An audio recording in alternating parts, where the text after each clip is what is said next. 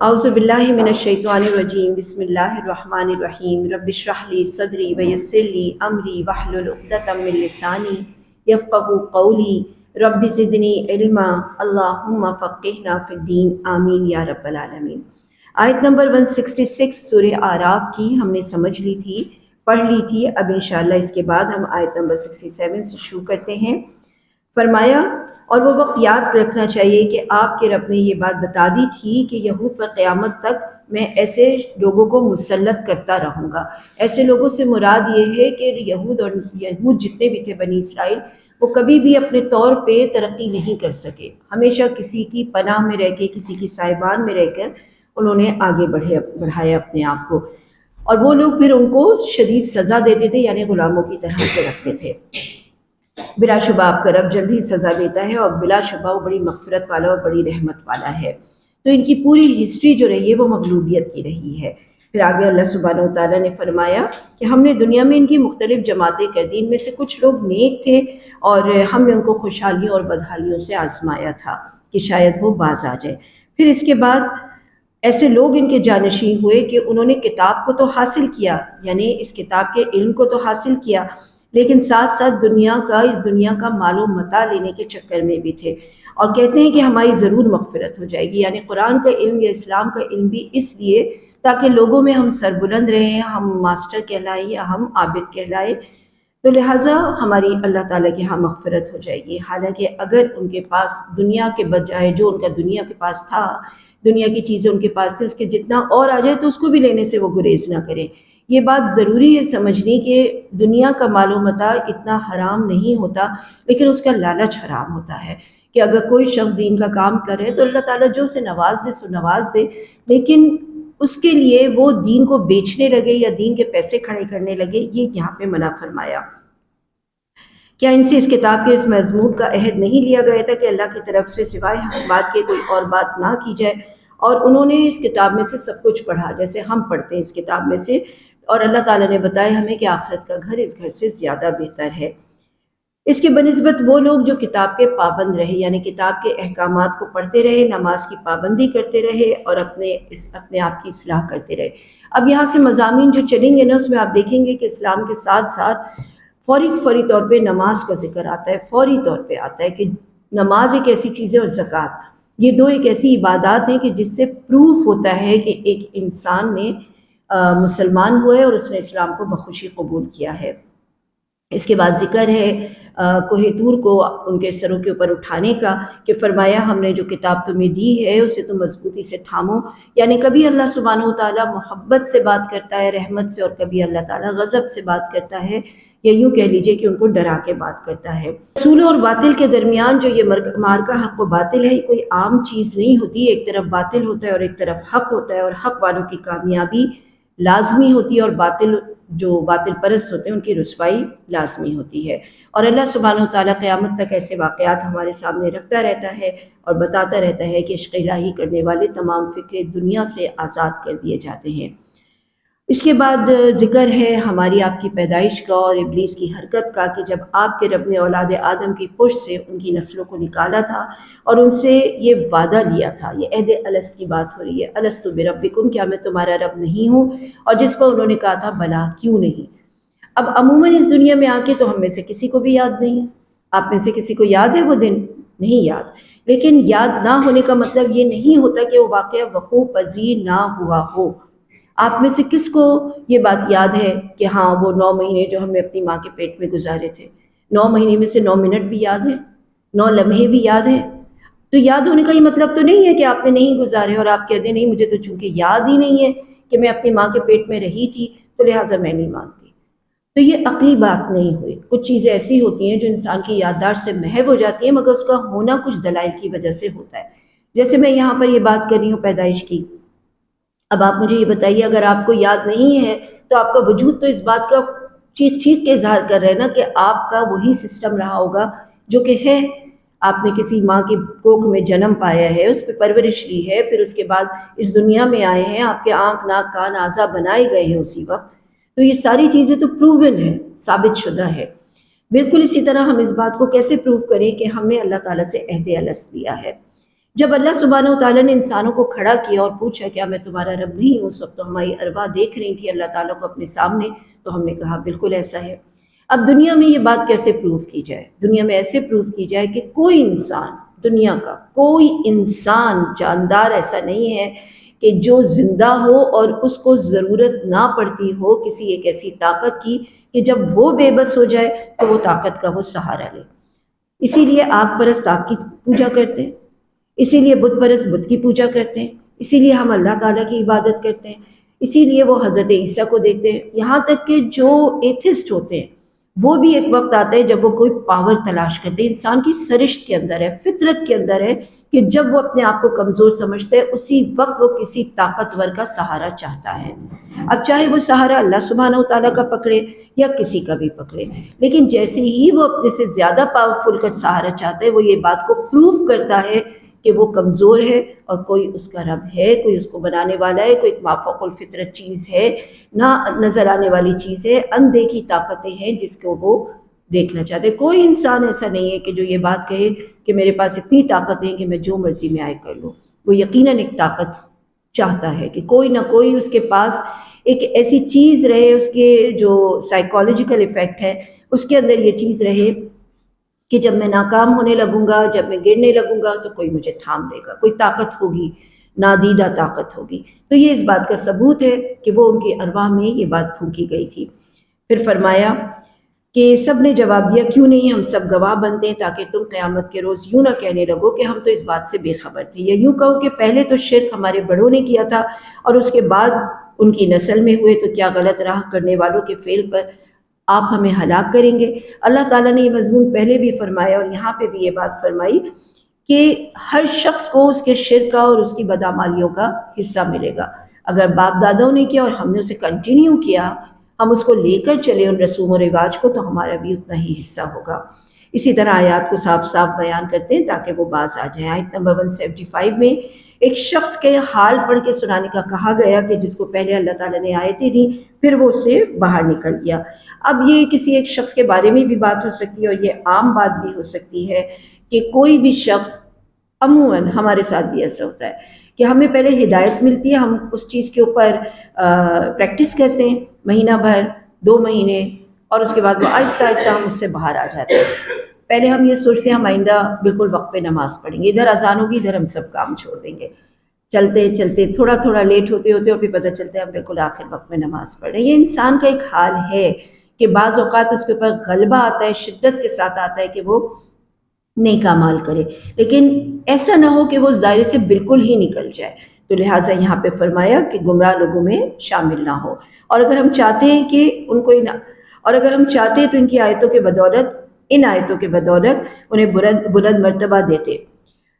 اللہ تعالیٰ فرماتا ہے کہ اگر اللہ سبحانہ و تعالیٰ چاہتا تو انہی آیتوں کے ساتھ وہ ان کو سربلند کرتا، مگر وہ تو پوری دنیا کی طرف مائل ہو گیا، وہ آیتوں کو اپنے نفع، دنیاوی نفع اور نقصان کے لیے اپناتے ہیں، تو ان کی حالت فرمایا کتے جیسی ہے۔ بہت ہی بری مثال اللہ سبحانہ و تعالیٰ نے یہاں پہ دی جھنجھوڑنے کے لیے کہ جو بھی انسان اللہ کی آیتوں کو اپنی دنیاوی مقاصد کے لیے استعمال کرتا ہے، دنیاوی مقاصد سے مطلب یہ کہ دنیا کا نفع پانے کے لیے، کہ اس کو یہ کہا جائے، یہ سمجھا جائے، اس کی بہت تعظیم کی جائے، اس کے پاس مال آئے، تو فرمایا اس کی حالت کتے جیسی ہے۔ کتے کا حال یہ ہے کہ اگر آپ اسے کچھ دیں تو بھی اس کی زبان لٹک رہی ہوتی ہے، نہ دیں تو بھی، یعنی کسی بھی حال میں وہ سیر نہیں ہوتا۔ تو ان لوگوں کی حالت بھی ایسی ہے جو ہماری آیات کو جھٹلاتے ہیں اور اپنا نقصان کرتے ہیں۔ آیت نمبر 178 میں فرمایا اللہ ہی ہدایت دینے والا ہے، اور جس کو گمراہ کر دے اس کے پاس صرف خسارہ ہی خسارہ ہے۔ آگے فرمایا ہم نے ایسے بہت سے جن اور انس پیدا کیے ہیں جو صرف دوزخ کے لیے ہیں، جن کے دل ایسے ہیں کہ جو سمجھتے نہیں ہیں۔ اب آپ ان الفاظوں کے اوپر غور کیجئے، لہم قلوب لا یفقہون بہا، دل تو نہیں سمجھتے، ہم تو کہتے ہیں دماغ سے سوچتا ہے آدمی، دل میں تو صرف خیال آتا ہے، دماغ سے سوچتا ہے، لیکن اللہ تعالیٰ کہتے ہیں ان کے دل ہیں مگر وہ سمجھتے نہیں۔ گویا دل کا بھی کوئی ایک فنکشن سمجھنا ہے، اور آج یہ سائنس پروف کرتی ہے کہ دل کے اندر بھی نیورونز ہوتے ہیں جو بات کو سوچتے اور سمجھتے ہیں۔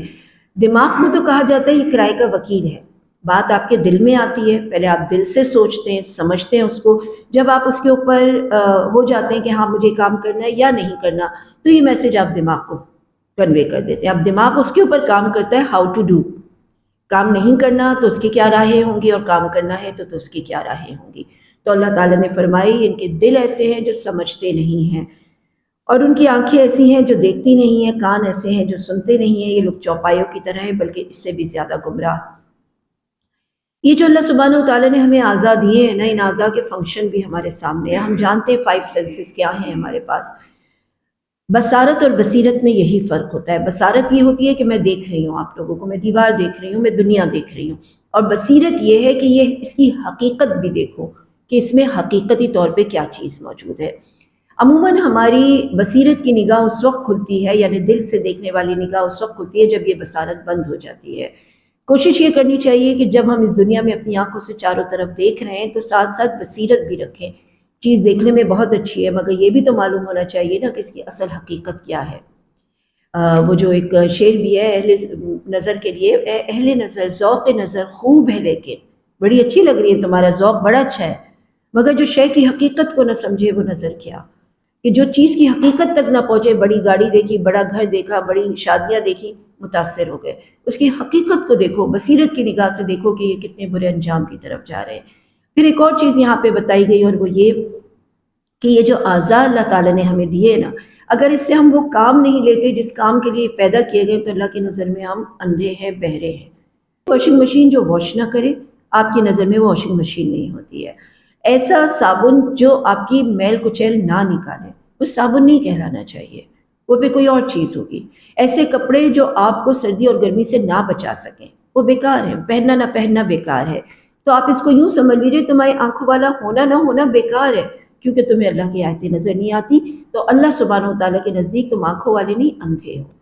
اگر تمہیں حق نہیں سنائی دیتا، باقی دنیا کی سب باتیں سنتے ہو اور سمجھتے ہو، تو اللہ کے نزدیک یہ بہرے لوگ ہیں۔ تو اللہ کے نزدیک یہ بہرے ہیں، گونگے ہیں، اندھے ہیں، بے عقل ہیں، گو کہ ان کے پاس بڑی بڑی آنکھیں، ان کے کان بھی ہیں، وہ سنتے بھی ہیں، سمجھتے بھی ہیں، لیکن جو سمجھنا اور سننا چاہیے وہ نہیں سنتے اور سمجھتے، تو اللہ کے نزدیک یہ لوگ ایسے ہی ہیں۔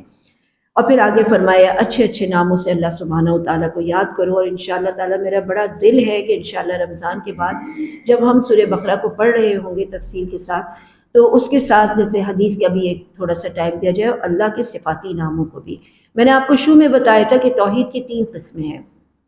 توحید الوہیت، توحید ربوبیت اور توحید اسماء و صفات۔ اسماء و صفات پہ ہم توجہ ہی نہیں دیتے، ہم دیکھتے ہی نہیں ہیں کہ اللہ کے رازق ہونے کا کیا مطلب ہے، اللہ سبحانہ و تعالیٰ کے خبیر اور علیم ہونے کا کیا مطلب ہے، اس کے اوپر پوری پوری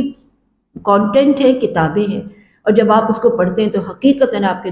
دل کے اندر اللہ تعالیٰ کی یاد بیٹھ جاتی ہے۔ عموماً ہم یہ دیکھتے ہیں کہ اللہ سبحانہ و تعالیٰ کو ہم صرف اللہ کے طور پہ جانتے ہیں، لیکن اللہ کی جو ایٹریبیوٹس ہیں، اس کے صفاتی نام، اس کو ہم نے کبھی شاید نہ خود پڑھا نہ بچوں کو پڑھا ہے۔ بس وہ علیم ہے، خبیر ہے، کس حد تک ہے، کیا کیا دیکھتا ہے، کیا کیا جانتا ہے، کیسے وہ رحیم ہے، کیسے وہ رحمان ہے، اس کی رحمانیت کہاں کہاں ہمیں نظر آنی چاہیے۔ اس کو جتنی ڈیٹیل ہم پڑھیں گے ہماری توحید اتنی مضبوط ہوگی۔ تو ایسے لوگوں سے تعلق بھی نہ رکھو جو اللہ کے نام میں کجی کرتے ہیں، اور ان لوگوں کو ان کے کیے کی سزا ضرور ملے گی۔ اور ہماری مخلوق میں ایک جماعت ایسی بھی ہے جو انصاف بھی کرتی ہے اور ہدایت پر بھی ہے، اور ایسے لوگ بھی ہیں جو آیات کو جھٹلاتے ہیں، اللہ تبارک و تعالیٰ ان کو مہلتیں دیتا ہے۔ پھر فرمایا آیت نمبر 184 میں کہ ان لوگوں نے اس بات پہ غور نہیں کیا کہ ان کے ساتھی کو کوئی جنون نہیں ہے، وہ ایک صاف صاف ڈرانے والے ہیں، کیونکہ آپ نبی کریم صلی اللہ علیہ وسلم کو ساحر اور مجنون کہا جاتا تھا۔ اور کیا ان لوگوں نے غور نہیں کیا آسمان اور زمین کی پیدائش میں اور دوسری چیزیں جو اللہ سبحانہ و تعالیٰ نے پیدا کی ہیں، کہ ان سب کو موت کا مزہ چکھنا ہے، سب کے قریب ہی اجل موجود ہے، ان کی اجل قریب ہی آ لگی ہو۔ اور پھر قرآن کے بعد اب مزید تو کوئی کتاب آنے والی نہیں، کہ یہ کس کا انتظار کریں کہ کوئی نئی کتاب آئے، نئے رسول آئے تو ہم ان کے اوپر ایمان لے کر آئیں گے۔ ہم کو یہی کتاب پڑھنی ہے، اسی کو سمجھنا ہے، اور اسی کو لائے ہوئے شخص یعنی نبی کریم صلی اللہ علیہ وسلم کے اوپر ایمان لانا ہے۔ اللہ جس کو گمراہ کر دے اس کو کوئی راستہ دکھانے والا نہیں۔ یہ لوگ آپ سے قیامت کے متعلق سوال کرتے ہیں، اللہ تعالیٰ نے فرمایا بس یہ ایک حادثہ ہوگا آسمان اور زمین کا، اور تمہیں اس کے بابت کچھ خبر نہیں، یعنی اس کا علم خاص اللہ کے پاس ہے۔ اور اللہ تعالیٰ نے نبی کریم صلی اللہ علیہ وسلم کو فرمایا کہ آپ فرما دیجئے میں خود اپنی ذات خاص کے لیے نفع کا اختیار نہیں رکھتا۔ اگر آپ صلی اللہ علیہ وسلم کو غیب کی علم ہوتا تو آپ پہلے سے جان لیتے کہ کون سے کام میں نفع ہے، کون سے کام میں نقصان ہے، نہ ہی جنگوں میں شہادتیں ہوتی ہیں اور نہ ہی آپ صلی اللہ علیہ وسلم زخمی ہوتے۔ تو بہت سے منافع حاصل کر لیتے، لیکن یہاں پہ یہ بتایا جا رہا ہے کہ میں محض ڈرانے والا اور خوشخبری سنانے والا ہوں ان لوگوں کو جو ایمان رکھتے ہیں۔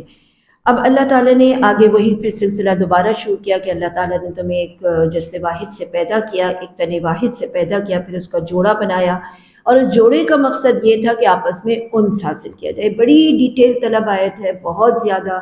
یہ ہمارا فیملی سٹرکچر ہے۔ شوہر اور بیوی کا تعلق صرف اس لیے نہیں ہوتا کہ ان کے درمیان کوئی باڈی ریلیشن ہو، یا اس لیے نہیں ہوتا خالی کہ صرف اور صرف بچے پیدا کیے جائیں، بلکہ اس لیے ہوتا ہے کہ در حقیقت ان دونوں کو ایک دوسرے سے سکون حاصل ہو، اور اگر یہ سکون ہی حاصل نہیں ہو رہا تو پھر کس بارے میں ایک دوسرے کے ساتھ ساتھ رہتے ہیں۔ اللہ تعالیٰ نے دونوں کے لیے راستے کھولے ہوئے، گو کہ کمپرومائز کرنے کے بارے میں اللہ تعالیٰ بار بار فرماتا ہے، لیکن اس کے علاوہ یہ بات بھی ہے کہ اصل مقصد نکاح کا جو ہے وہ پورا ہونا چاہیے۔ لیکن بات یہ کہ ہمارے ہاں تو نکاح کی جو بیس ہے، جو بنیاد ہے، جو سلیکشن ہے، وہی جب اسلام کے مطابق نہیں ہے تو آگے آنے والی ٹیڑھ بہت بڑی ہے۔ جیسے ایک آپ نقطہ ڈالیے کسی جگہ پہ اور اس سے ملی میٹر جتنی ایک وہ نکالیے لکیر، اور دوسری ملی میٹر کے فاصلے سے دوسری نکالیے، بظاہر دونوں جڑی ہوئی نظر آئیں گی، لیکن جیسے جیسے آپ ان کو آگے لیتے جائیں گے ان کے درمیان ڈسٹنس زیادہ ہوتا جائے گا۔ تو بظاہر شروع میں نظر آنے والے کچھ ایسے مسائل جو لگتا ہے کہ حل ہو جائیں گے، وہ وقت کے ساتھ ساتھ بڑھ جاتے ہیں۔ اسی لیے یہ ضروری ہوتا ہے، ہر کام سے پہلے ضروری ہوتا ہے، چاہے کاروبار ہو، چاہے شادی ہو، چاہے بچے پالنا، کہ ہمیں اس کے بارے میں نو ہاؤ ہو کہ اس کام کو کیسے شروع کرنا چاہیے، اور اسلام نے ہمیں اس کی بہت باریکیاں بتائی ہیں۔ تو فرمایا کہ جب ایک دوسرے سے ملتے ہیں اور حمل رہ جاتا ہے یعنی پریگننسی ہو جاتی ہے، تو اس وقت دونوں یعنی باپ اور ماں اس بات کی حد سے زیادہ دعائیں کر رہے ہوتے ہیں، اللہ تعالیٰ خیریت کے ساتھ ہو، اللہ تعالیٰ پورے ہاتھ پاؤں کا ہو، اعضاء کی سلامتی کا ہو، اور جب وہ پیدا ہو جاتا ہے بچہ اور پوری سلامتی کے ساتھ ہوتا ہے تو وہ پھر اس کو اللہ کے بندہ بنانے کے بجائے اپنا بندہ بناتے ہیں، دنیا کا بندہ بناتے ہیں۔ تو جب ہم ان کو سالم اولاد دے دیتے ہیں تو پھر یہ لوگ اللہ کے شریک ٹھہرانے لگتے ہیں، اور وہ ان کی کسی بھی قسم کی مدد نہیں کر سکتے جبکہ خود نہیں مدد کیے جاتے۔ اب یہ واقعہ تو ان مشرکین کی طرف ہے جو اپنی اولادوں کو کسی کے نام سے منسوب کر دیتے ہیں، اور یہاں بھی ایسا ہوتا ہے۔ آپ مزاروں میں جا کے دیکھیں تو دھاگے اور جھولے بندھے ہوئے ہوتے ہیں، اور فلاں پیر کی دعا سے بچہ ہوا، اور فلاں اس کی دعا سے بچہ ہوا، بزرگ کی دعا سے، اور پھر یہ شرک کرنے لگتے ہیں اللہ تعالیٰ کے ساتھ جس ذات نے انہیں یہ نعمت عطا کی ہوتی ہے۔ اور اگر تم ان کو کوئی بات بتانے کے لیے پکارو ان بتوں کو، ان قبر میں مدفون لوگوں کو، تو یہ مردوں کی طرح ہی تمہیں کسی بات کا جواب نہیں دے سکیں گے، اور تم اللہ کو چھوڑ کے جس کی بھی عبادت کرتے ہو تمہارے ہی جیسے بندے ہیں۔ آگے فرمایا ان مشرکوں کے بارے میں کہ یہ مشرک جن چیزوں کا شرک کرتے ہیں ان سے پوچھئے کہ ان کے پاؤں ہوں جس سے وہ چلتے ہو، ہاتھ ہوں جس چیز سے وہ تھام سکتے ہیں، خاص بتوں کے لیے بات آ رہی ہے یا مردوں کے لیے جو قبر میں مدفون ہیں۔ پھر فرمایا آپ اپنے تمام شرکا کو بلا لیجئے اور پھر دیکھو کہ میں ان کو کیسی تکلیف پہنچاتا ہوں، اور پھر یہ ذرا بھی مہلت نہیں دیے جائیں گے۔ آپ کہہ دیجئے میرا مددگار اللہ تعالیٰ ہے، اسی نے یہ کتاب نازل فرمائی، اور جن لوگوں کو تم اللہ کو چھوڑ کر عبادت کرتے ہو یہ تمہاری کچھ مدد نہیں کر سکتے، تمہاری کیا اپنی بھی مدد نہیں کر سکتے۔ ان کو جب ہم پکاریں تو یہ ہماری بات کو سن نہیں سکتے، ہماری بات کا جواب نہیں دے سکتے، تو اے نبی آپ ان سے درگزر کیجئے، ان کو صرف نیک کام کی تعلیم دیجئے اور جاہلوں سے کنارہ کر لیجئے۔ یہ بھی ہمارے لیے بڑی اہم بات ہے۔ آپ نے تبلیغ ایک خاص وقت تک کرنی ہے، جب آپ دیکھیں کہ اگلے شخص کے اوپر اثر نہیں ہو رہا یا اگلا شخص جو ہے وہ اپنی جاہلیت اور اپنے شرک کے اوپر ہے تو ان سے کنارہ کیجئے۔ اگر آپ زیادہ وقت تک ان کے ساتھ رہیں گے اور ان کے ساتھ ہی آگے چلیں گے تو بہت ممکن ہے کہ ہمارے دل بھی ان کے دل جیسے ہو جائیں، اور اگر ہمارے دل میں شیطان کی طرف سے کوئی بھی وسوسہ آنے لگے، اس وسوسے سے مراد یہ ہے کہ روحانی طور پہ، ذہنی طور پہ، جسمانی طور پہ کوئی وسوسہ ہو جو شیطان ہم سے غلط کام کروانا چاہتا ہو، تو فرمایا کہ آپ فوری طور پہ اللہ کی پناہ مانگیے، استغفار کیجیے، بلا شبہ وہ خوب جاننے والا اور دیکھنے والا ہے۔ یقیناً جو لوگ خدا ترس ہیں جب ان کو کوئی خطرہ شیطان کی طرف سے آتا ہے تو وہ یاد میں لگ جاتے ہیں۔ یہ تو چیز ناممکن ہے کہ کسی شخص کو شیطان نہ چھوئے، اس کی اکساہٹیں نہ چھوئے، لیکن بہتر انسان وہ ہے کہ جو فوری طور پہ الرٹ ہو جائے کہ یہ حملہ میرے اوپر شیطان کی طرف سے ہوئے۔ کوئی گناہ ہو جاتا ہے اس کی توبہ میں جلدی کیجیے، زیادہ ٹائم نہیں ہونا چاہیے۔ آج کوئی بات ہوئی ہے، ہم کو 1 سال بعد خیال آئے، ہم کو 1 مہینے بعد خیال آئے، پھر اور پریکٹس کیجئے کہ 1 ہفتے بعد خیال آئے، اور پریکٹس کیجئے کہ 1 ہی دن بعد خیال آئے، اور پریکٹس کیجئے ابھی کیا اور ابھی خیال آ جائے کہ یہ میں نے غلط کیا۔ اور پھر اس کے علاوہ قرآن معجزہ تھا اس زمانے کے لوگوں کے لیے، جیسے کہ پہلے کے رسول اور انبیاء اور اپنے معجزات اپنے زمانے کے حساب سے لے کر آئے، ایسے ہی یہ قرآن معجزہ تھا، کیونکہ اس زمانے میں جو چیز عاجز کر دینے والی تھی وہ کلام الہی تھا۔ بہت زبان کے فہم والے لوگ موجود تھے، اور مکے میں تو حال یہ تھا کہ ہر سال ایک مقابلہ ہوا کرتا تھا، جو زیادہ اچھا زبان والا ہوتا تھا، زیادہ اچھے الفاظ والا ہوتا تھا، اس کا کلام پورا کا پورا مکے میں لٹکایا جاتا تھا، اسے سرداروں کی حیثیت دی جاتی تھی۔ اس زمانے میں سمجھ لیجیے لٹریسی جو ہے، پڑھنا لکھنا، یا یوں کہہ لیجیے کہ الفاظوں کا چناؤ، یہ ایک بڑی عروج پہ بات تھی۔ اس لیے اللہ سبحانہ و تعالیٰ نے یہ معجزہ ظاہر کیا، مگر ان کا کہنا یہ تھا کہ ویسے ہی معجزے آئے جیسے کہ پہلے رسولوں پہ آ چکے ہیں۔ آگے ایک حکم دیا اللہ سبحانہ و تعالیٰ نے، اور وہ یہ کہ وَإِذَا قُرِئَ الْقُرْآنُ، جب بھی تمہارے سامنے قرآن پڑھا جائے، فَاسْتَمِعُوا لَهُ، تم اس کو غور سے سنو، وَأَنصِتُوا، اور اس کے اوپر کان لگاؤ، لعلکم ترحمون، تاکہ تم فلاح پاؤ، تاکہ تمہارے پر رحم کیا جائے۔ قرآن کے آداب میں سے ہے جب قرآن پڑھا جائے تو اسے غور سے سنو اور خاموش رہو، وَأَنصِتُوا، خاموش رہو۔ عموماً یہ ہوتا ہے کہ تلاوت کے وقت، اذان کے وقت، ایسی سارے وقت اللہ سبحانہ و تعالیٰ ہم سے یہ چاہتا ہے کہ ہم غور سے کان لگا کے یہ آوازیں سنیں۔ آگے کی آیت میں ذکر اللہ کے آداب ہیں، کیونکہ یہاں پہ بات ہو رہی ہے، ہاں یہ آیت نمبر 205،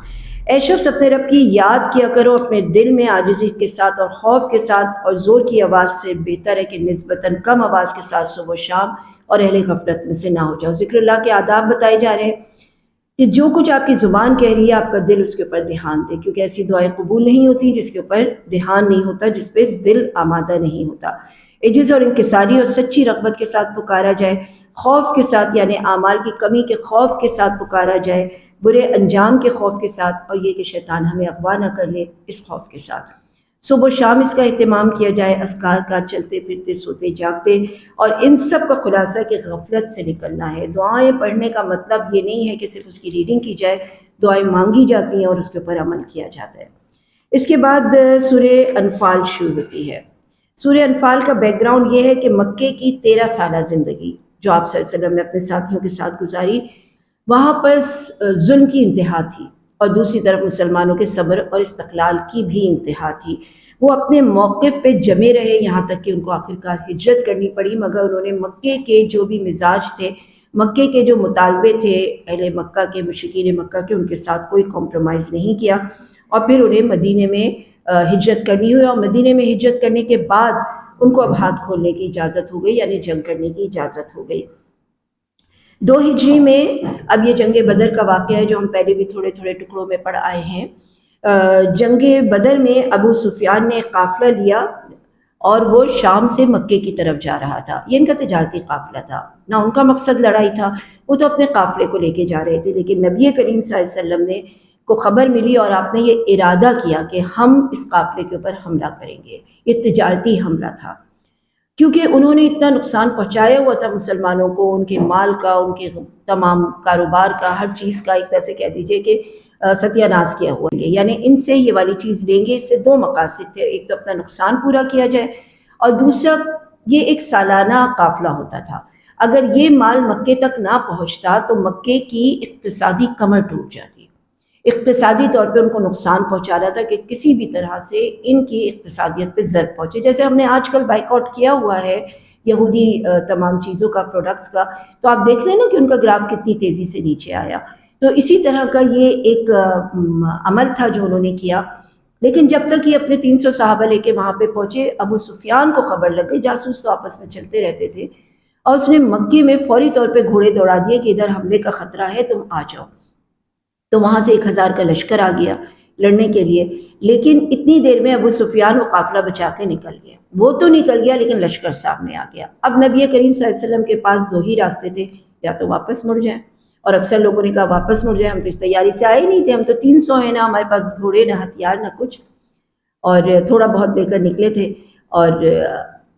آپ صلی اللہ علیہ وسلم نے اس وقت اللہ کے مشورے سے، اللہ کے وحی سے یہ فیصلہ کیا کہ نہیں، ہمیں لڑنا ہے، اور وہ لڑنے میں اللہ تعالیٰ نے مدد فرمائی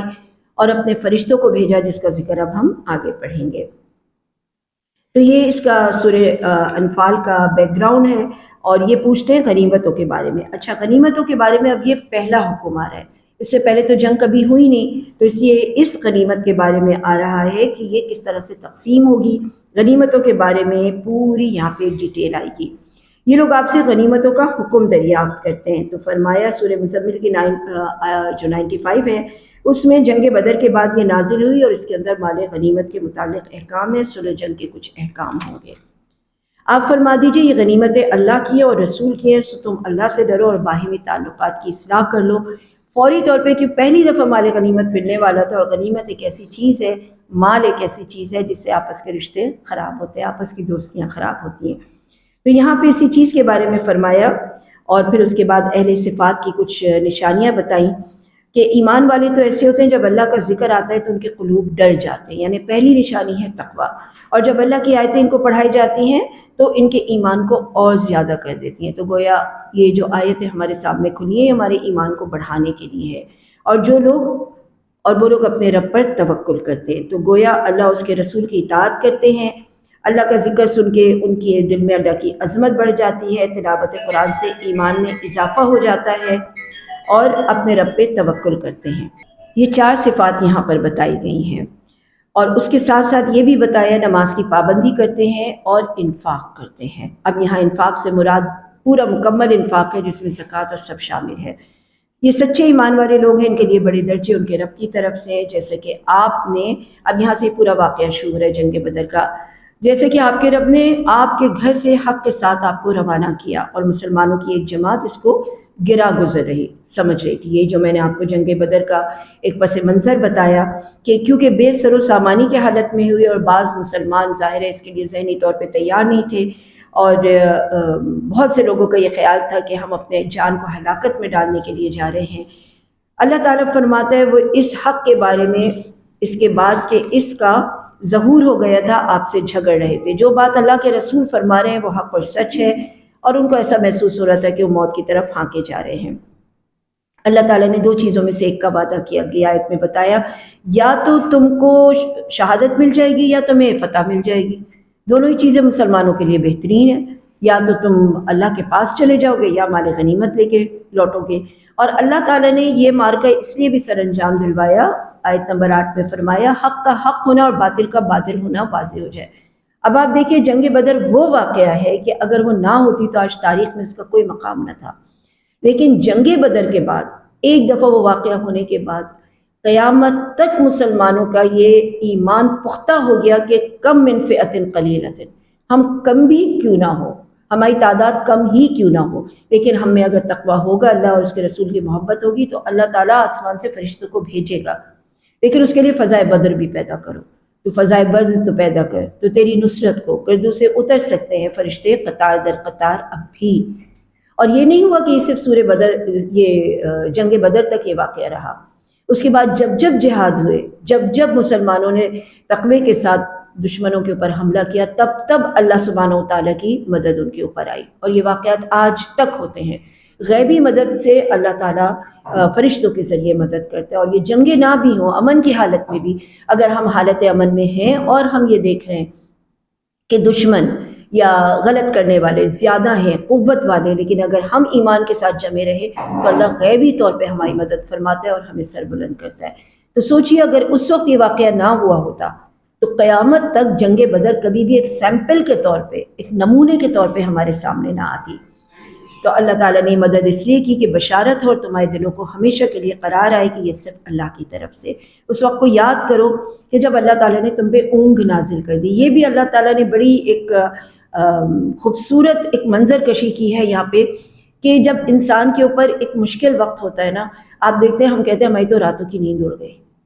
لیکن اللہ کی طرف رجوع کرنے سے آپ کو بڑی مست نیند بھی آ جاتی ہے، اور ساتھ ہی اللہ تعالیٰ نے کچھ بارش بھی برسا دی۔ اس بارش کے 2 مقاصد تھے، ایک مقصد تو یہ تھا کہ جن کے دلوں کے اندر، ایک پاک بارش تھی، جن کے دلوں کے اندر تھوڑی بھی کجی تھی نا کہ پتہ نہیں کیا ہونے والا ہے، اس بارش کے ذریعے ان کے دل طہارت پا گئے، ان کے دل مضبوط ہو گئے، اور اس سے جو اسٹریٹجیکلی ہوا وہ یہ ہوا کہ بارش کی وجہ سے جس جگہ پہ نبی کریم صلی اللہ علیہ وسلم کا قافلہ تھا وہ زمین بھربھری تھی، وہ جم گئی، سخت ہو گئی، اور جس طرف دشمنوں کا تھا، کافروں کا تھا، وہ ان کے پاؤں کے نیچے سے مٹی نکلنا شروع ہو گئی اس بارش سے۔ تو اللہ تعالیٰ نے یہ بھی بارش دونوں طرح سے بارش برسائی کہ ایک طرف اسٹریٹجیکلی بھی یہ بہت اچھا ہوا، اور دوسری طرف جو دلوں کے اندر ایک ناپاکی یا دلوں کے اندر ایک کدورت سی آ رہی تھی وہ بھی ساری دھل گئی۔ اللہ تعالیٰ نے فرمایا کہ وہ بارش کو برسایا، تم کو پاک کیا، شیطانی وسوسے کو دور کیا، تمہارے دلوں کو مضبوط کیا، اور تمہارے پاؤں جما دیے، یعنی وہ زمین جو تمہارے پاؤں کے نیچے سے نکل رہی تھی اسے جما دیا۔ اس کے بعد آیت نمبر 12 میں فرمایا کہ فرشتوں کے نزول کے بارے میں۔ اب ہو یہ رہا تھا کہ آگے سے مارتے تھے مسلمان یعنی مجاہدین، کافروں کے اوپر حملہ کرتے تھے، اور جب وہ پیٹھ موڑ کے بھاگتے تھے تو ان کی پیٹھ کے اوپر وہ فرشتے اپنی گرز مارتے تھے۔ بہت سی دفعہ ایسا ہوا کہ جن کو قید کیا تو کچھ صحابہ کرام نے کیا، ان کو ہم نے قید کیا، کچھ ایسے قتل ہوئے کافروں کے جو مسلمانوں نے کہا ان کو ہم نے قتل کیا۔ اللہ تعالیٰ نے فرمایا نہیں، تم نے نہیں کیا۔ فرشتے بالکل ساتھ ساتھ مل کر ان لوگوں کے لڑ رہے تھے۔ اے ایمان والو، تم جب کافروں سے مقابلے میں آؤ تو ان سے پشت مت پھیرنا، یہ گناہ کی بات ہے۔ اللہ تعالیٰ نے یہاں پہ فرمایا کہ ایک بار مد مقابل آنے کے بعد آیت نمبر 15 میں فرما دیا یہ گناہ کی بات ہے، یہ مرتد ہو جانے کے برابر بات ہے، اور جو شخص اس موقع پہ پشت پھیرے گا وہ گناہ گار ہوگا۔ ہاں، اگر لڑائی کا پینترا بدلنا ہو کہ میں یہاں سے مڑ کے پیچھے سے آ کے حملہ کرنا چاہتا ہوں تو پھر پیٹھ پھیرنے میں کوئی حرج نہیں ہے۔ باقی جو ایسا کرے گا وہ اللہ کے غضب میں آئے گا، اس کا ٹھکانہ دوزخ ہے اور وہ بہت بری جگہ ہے۔ آگے اللہ نے فرمایا تم نے قتل نہیں کیا، اللہ نے ان کو قتل کیا۔ پھر نبی کریم صلی اللہ علیہ وسلم نے ایک مٹھی خاک کی اٹھائی اور اٹھا کے پھینکی ان کی طرف، اور جب پھینکی وہ تو ایک ایک کے آنکھوں میں وہ ذرے پہنچ گئے، اور ایسے ذرے پہنچے کہ ان کی آنکھیں بلاسٹ ہونے لگیں، ان کی آنکھیں خونم خون ہونے لگیں، وہ اپنی آنکھوں پہ ہاتھ رکھ کے بھاگے۔ یہ تاثیر ڈال دی، پھینکی تو اللہ سبحانہ و تعالیٰ کے رسول نے، لیکن اس مٹی کے اندر تاثیر ایسی ڈال دی کہ جو حقیقتاً مطلب ایک بوم کے برابر تھی جو دوسروں کے اوپر پڑی۔ اور یہ واقعات ایسے ہیں کہ جو اللہ کے اوپر امید رکھتے ہوئے، رجا رکھتے ہوئے اور یقین کی کیفیت رکھتے ہوئے ایسے کام آج کے زمانے میں بھی کچھ عرصے پہلے بھی جہادوں میں ہوئے، اور ہم دیکھتے ہیں کہ ایسی ہی تاثیر ان چیزوں میں پائی گئی۔ تم لوگ فیصلہ چاہتے ہو اور فیصلہ تمہارے سامنے آ گیا۔ اب یہ کس کے بارے میں کہا جا رہا ہے؟ ابو جہل جب روانہ ہوا یہ قافلہ لے کے مکے سے، جب ابو سفیان نے کہا اور یہ سب لوگ وہاں سے قافلہ لے کر آئے لڑنے کے لیے لشکر، تو اس وقت بدر سے پہلے ایک جگہ پہ ایک مقام پہ ابو جہل نے ایک دعا کی تھی، اور وہ دعا یہ کی تھی کہ جو صلہ رحمی کو کاٹنے والا ہے، یعنی اشارہ نبی کریم صلی اللہ علیہ وسلم کی طرف تھا، جو قوموں میں پھوٹ ڈالنے والا ہے آج اس کو تباہ کر دیجئے، جو حق پہ ہے اسے قائم رکھیے اور جو باطل پہ ہے اسے تباہ کر دیجئے۔ تو اللہ تعالیٰ فرماتے ہیں تم نے دعا کی تھی، فیصلہ تمہارے سامنے آ گیا، اب تمہارے لیے بہتر یہ ہے کہ تم باز آ جاؤ، اگر تم پھر وہی کام کرو گے تو ہم بھی وہی کام کریں گے، یعنی تمہیں ذلت اور رسوائی دینے کا۔ اے ایمان والو، اللہ اور اس کے رسول کا حکم مانو، اس کا کہنا مانو، روگردانی نہ کرو۔ ان لوگوں کی طرح مت ہو جاؤ جو دعوت تو کرتے ہیں کہ ہم نے سن لیا مگر سنتے نہیں ہیں۔ آپ میں سے جتنے بھی لوگ یہاں ماشاءاللہ بیٹھے ہوئے ہیں، آپ سب لوگوں کو میری آواز سنائی دے رہی ہوگی، تو لیکن اسے سننا نہیں کہتے ہیں۔ ہیئرنگ اور لسننگ میں فرق ہوتا ہے۔ ابھی اگر میں آپ سے پوچھوں کہ باہر سے کچھ شور آیا تھا، ذرا مجھے بتائیں گے کہ وہ کتنی بار بجا تھا یا کیا شور تھا یا کون کیا کہہ رہا تھا، تو آپ کہیں گے ہاں کچھ آواز تو آئی تھی، توجہ نہیں کی میں نے اس پہ، کیونکہ میری توجہ تو آپ کے اوپر تھی۔ تو آپ وہ پوچھئے جو آپ نے بتایا تھا، وہ ہم بتا دیں گے آپ کو۔ تو گویا وہ ہیئرنگ تھی، یہ لسننگ ہے۔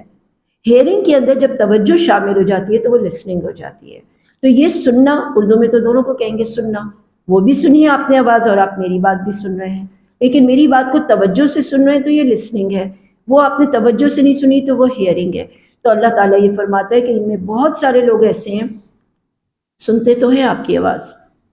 لیکن گویا کہ نہیں سنتے، جیسے صرف ہیئرنگ کہ ہاں کچھ کہہ رہے تھے، اٹھ کے جاتے تھے حضور صلی اللہ علیہ وسلم کے پاس سے اور کہتے تھے ہاں کچھ کہہ تو رہے تھے، یاد نہیں کیا کہہ رہے تھے۔ تو اے ایمان والو، اللہ کے اس کے رسول کا کہنا مانو اور اس کے سننے سے روگردانی نہیں کرو اور غور سے سنا کرو باتوں کو۔ بدترین خلائق اللہ کے نزدیک وہ لوگ ہیں، پھر اللہ نے فرمایا جو بہرے ہیں، گنگے ہیں، ذرا نہیں سمجھتے۔ اللہ تعالیٰ اگر ان کے اندر کوئی خوبی دیکھتا تو ضرور ان کو توفیق دیتا کہ یہ ہدایت طلب کر لیتے، ان کو ہدایت پہنچ جاتی۔ بات نہیں کہی جا رہی کہ اللہ تعالیٰ اتنا ظالم ہے کہ اللہ تعالیٰ نے ان کی قسمت میں اچھائی نہیں لکھی، یہ ہمارے اپنے کسب ہوتے ہیں، ہمارے اپنے اعمال ہوتے ہیں۔ آپ گھر میں بھی دیکھتے ہیں، رشتہ داروں میں دیکھتے ہیں، اسکول میں دیکھتے ہیں، ٹیچر ایک ہی ہوتا ہے، ایک ہی لیسن پڑھا رہا ہوتا ہے، پھر ایسا کیوں ہوتا ہے کہ کچھ بچے پاس ہو جاتے ہیں اور کچھ بچے فیل ہو جاتے ہیں؟ وجہ کیا ہوتی ہے؟ توجہ نہ کرنا، اس کی طرف نہ دیکھنا۔ اچھا، اور استاد کو یہ بات پتہ لگ جاتی ہے، یا اگر مجھے ذرا بھی معلوم ہوتا نا کہ یہ پڑھیں گے لکھیں گے تو میں ان پہ توجہ کرتا، مجھے معلوم ہے انہیں کوئی فرق نہیں پڑنا۔ اے ایمان والو، تم اللہ اور اس کے رسول کا کہا مانو جب تمہیں تمہارا رسول تمہاری زندگی بخش چیز کی طرف بلائے۔ آیت نمبر 24۔ زندگی بخش چیز کیا ہے؟ جہاد۔ جب تک کہ مسلمان قوم میں جہاد رہے گا یہ آگے بڑھتے رہیں گے۔ جب موت کا خوف آ جائے گا، جہاد سے رک جائیں گے، تو اللہ تعالیٰ ان کے دل میں آڑ بنا دے گا، اور بلا شبہ تمہیں سب کو اللہ کے پاس جمع ہو کے جانا ہے۔ تم ایسے وبال سے بچو جو خاص کر صرف انہی لوگوں پہ واقع نہ ہوگا جو گناہوں کے مرتکب ہوئے۔ اب یہاں ایک اور بات کہی جا رہی ہے، گناہ ایک کر رہا ہے، خاموش دوسرا دیکھ رہا ہے اس کو۔ تو اللہ تعالیٰ نے فرمایا جب قوم کے اوپر عذاب آتے ہیں نا تو صرف گناہ گاروں پہ نہیں آتے، وہ ان پہ بھی آتے ہیں کہ جنہوں نے اس گناہوں کے اوپر خاموشی اختیار کی ہوتی ہے۔ جب یہاں پہ بارش برستی ہے ہم کراچی والوں پہ تو سب کا حال برا ہو جاتا ہے، چاہے کسی کا گھر اونچائی پہ ہو چاہے کسی کا گھر نیچائی پہ ہو، کیونکہ ہم اس پورے شہر کراچی کا حال دیکھ رہے ہیں اور ہم سب اس میں برابر کے شریک ہیں۔ کیا ہم میں سے اکثر گھروں سے پانی نہیں بہتا، اور ایسا بہتا ہے کہ وہ سڑکیں توڑ دیتا ہے؟ کیا ہم میں سے ہر کوئی اپنے گھر کا کچرا باندھ کے پھینکتا ہے؟ تو جب وبا پھیلے گی پھوٹے گی تو ہم سب اس کا شکار ہوں گے۔ اچھا، ہم اگر خود کر لیتے ہیں ایسا تو ہم دوسرے کو روکتے نہیں ہیں۔ کس طرح سے ہمارا پورا شہر کچرا دان بنا ہوا ہے۔ وائرس آتے، جب کرونا پھیلتا ہے تو اس میں سب شامل ہوتے ہیں، چاہے وہ آپ گھر کا ہائیجینک کھانا کھا رہے ہوں چاہے آپ باہر بیٹھ کے کھانا کھا رہے ہو، کیونکہ وہ وبا ہم تک آتی ہے۔ وہ جب جراثیم پھیلتے ہیں نا تو ایک سے دوسرے کو لگ جاتے ہیں، جیسے وائرل ہوتا ہے۔ تو یہاں پہ یہی بات فرمائی کہ ان لوگوں پہ واقع نہ ہوگا بلکہ ان پہ بھی واقع ہوگا جو اس برے کاموں سے روکتے نہ تھے۔ اور اس حالت کو یاد کرو، یہ مکی دور کی حالت بتائی جا رہی ہے، جب تم زمین میں قلیل تھے اور تمہارے پر بڑا ظلم ہوتا تھا۔ اب اس ظلم کا بدلہ لینے کے لیے اللہ تعالیٰ نے تمہارے ہاتھ کھولے تو یہ بھی تمہیں برا لگ رہا ہے۔ اچھے لوگ تمہیں مل گئے، نبی مل گئے، اور وہ کہہ رہے کہ آؤ اس ظلم کے خلاف کھڑے ہوں، تو بھی تمہیں اب اپنی جان پیاری ہو گئی۔ اے ایمان والو، اللہ اس کے رسول کے حقوق میں خیانت مت کرو۔ خیانت سے مراد ہے ان کی نافرمانی نہ کرو۔ جب تم ایمان لے آئے تو ایمان لانے کے بعد خیانت کرنا بہت غلط چیز ہے۔ آگے فرمایا، اے ایمان والو، اس بات کو جان رکھو کہ تمہارے مال اور اولاد ایک امتحان کی چیز ہے۔ ہمارے کچھ کانسیپٹس بھی غلط ہیں۔ مال کو ہم نعمت سمجھتے ہیں، اولاد کو ہم نعمت سمجھتے ہیں، تندرستی کو ہم نعمت سمجھتے ہیں، آنکھوں کو ہم نعمت سمجھتے ہیں، صحت کو ہم نعمت سمجھتے ہیں۔ کیا یہ سب چیزیں نعمت ہیں؟ آپ لوگ کہیں گے جی بالکل ہے، آنکھیں بڑی نعمت ہیں، ہم چل سکتے ہیں، ہم بول سکتے ہیں۔ لیکن اللہ تعالیٰ کا فلسفہ یہ ہے کہ یہ نعمت تم خود بناتے ہو، ورنہ تو یہ آزمائش ہے۔ قیامت کے دن آپ سوچئے ذرا، وہ انسان، وہ جوڑے جن کی اولاد ہی نہ ہوئی دنیا میں، وہ جب قیامت کے دن جائیں گے ان سے تو اولاد کا سوال ہی نہیں ہے، اور اگر ہماری 2 3 4 ہیں تو ہم سے تو سوال ہے اولاد کا۔ تو یہ تو ہماری آزمائش ہے اس دنیا میں۔ تو ہمیں اس نعمت کو جو اللہ نے ہمیں دی ہے، وہ ہمارا عمل یا اسے نعمت بناتا ہے یا آزمائش بناتا ہے۔ اور یہ وہی اولاد ہے، یہ وہی مال ہے جس کے بابت ہم سے سوال ہوگا، اور ہم وہاں پہ ہار جائیں گے۔ یا اسی طرح آنکھیں دیکھ لیجئے، ہم کہتے ہیں آنکھیں نعمت ہیں، یہ تو اس وقت نعمت ہے نا جب آپ اس سے وہ کام لے رہے ہوں جو اللہ کی مرضی کا کام ہو، ادروائز تو یہ بہت بڑا عذاب ہے۔ قیامت کے دن سورہ یاسین میں آتے ہی تو بولیں گے انہوں نے ہم سے کیا کیا اعمال کیے۔ یہ ہاتھ بڑی نعمت ہے، یہ صحت بڑی نعمت ہے، یہ ساری چیزیں اس وقت نعمت ہیں جب ہم اس کو اللہ کے حکم کے مطابق اور اس کے رسول کے حکم کے مطابق استعمال کرتے ہیں۔ تو اس سے بڑی نعمت کوئی نہیں، اولاد سے بڑا صدقہ جاریہ کوئی نہیں۔ لیکن اگر ہم اسے اس کاموں کے لیے نہیں استعمال کرتے تو یقیناً یہ ہمارے لیے بہت بڑی آزمائش ہے۔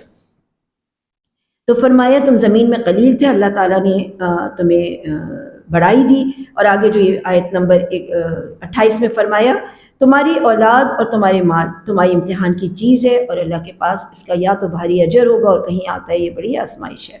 اے ایمان والو، اگر تم اللہ سے ڈرتے رہو تو اللہ تعالیٰ تم کو ایک فیصلے والی چیز دے دے گا، یعنی فتح دے دے گا، اور تمہاری گناہ دور کرے گا اور تم کو بخش دے گا۔ اللہ تعالیٰ بڑا فضل والا ہے۔ اور اس واقعے کا بھی ذکر کیجئے کہ جب کہ کافر لوگ آپ کی نسبت تدبیر سوچے تھے، دار الندوہ کا وہی واقعہ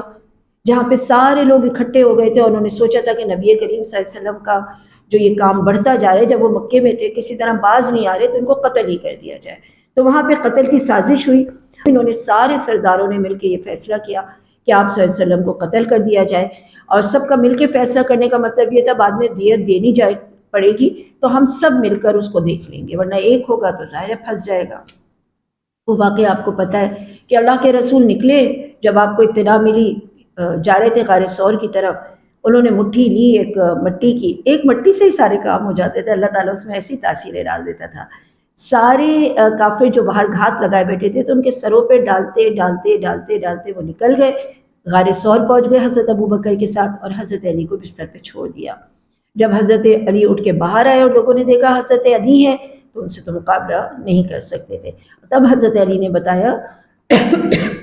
کہ وہ تو نکل گئے اور تمہارے سروں پہ خاک ڈال کے نکل گئے، تو انہوں نے جب اپنے بال جھاڑے تو اس کے اوپر خاک پڑی ہوئی تھی، تو گویا اللہ سبحانہ و تعالیٰ اپنی تدبیر کر رہا تھا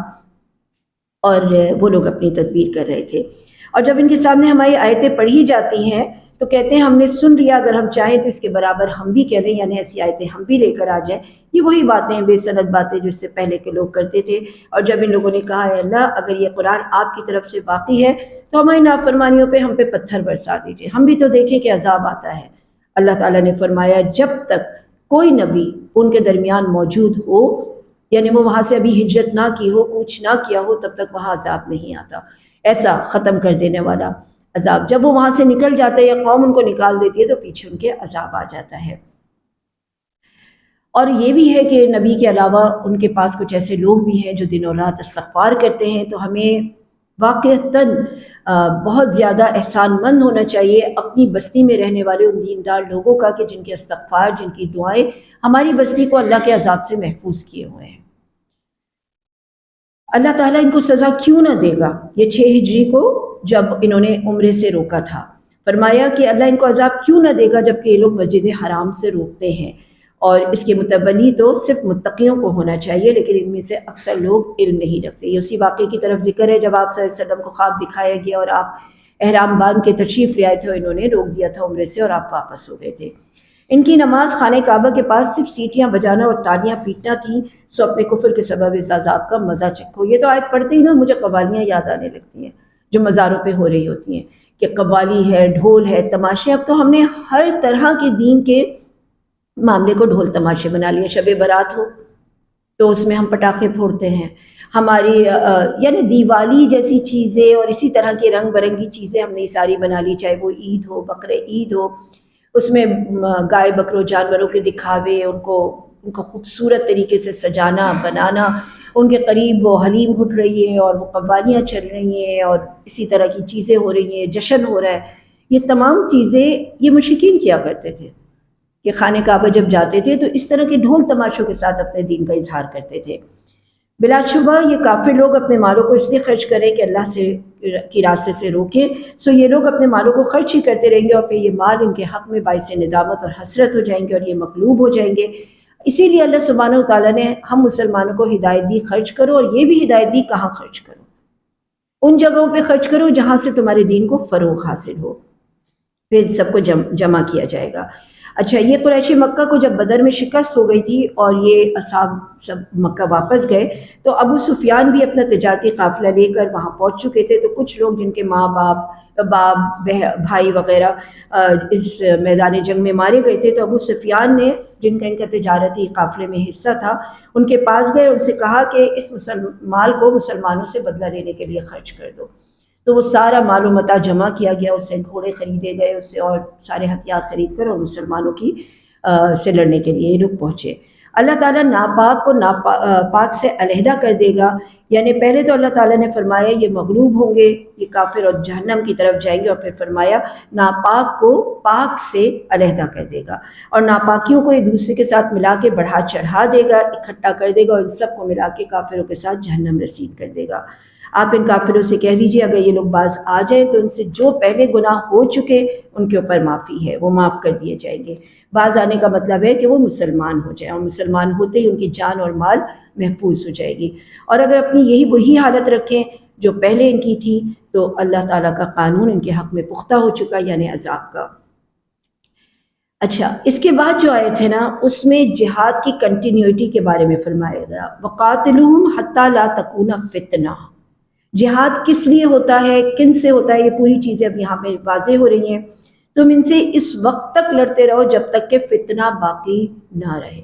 یعنی جو بھی فتنہ ہے، جو بھی برائی ہے، وہ جب تک باقی نہ رہے تب تک ان کے ساتھ جہاد ہے۔ اور دین اللہ کا ہو جائے، پھر اگر یہ باز آ جائیں تو اللہ ان کے اعمالوں کو خوب جانتا ہے، اور اگر یہ روگردانی کریں تو یقین رکھو اللہ تعالیٰ تمہارا کارساز ہے، بہت اچھا کارساز اور بہت اچھا مددگار ہے۔ یہاں کے ہمارا نواں پارہ ختم ہوتا ہے اور مضمون 7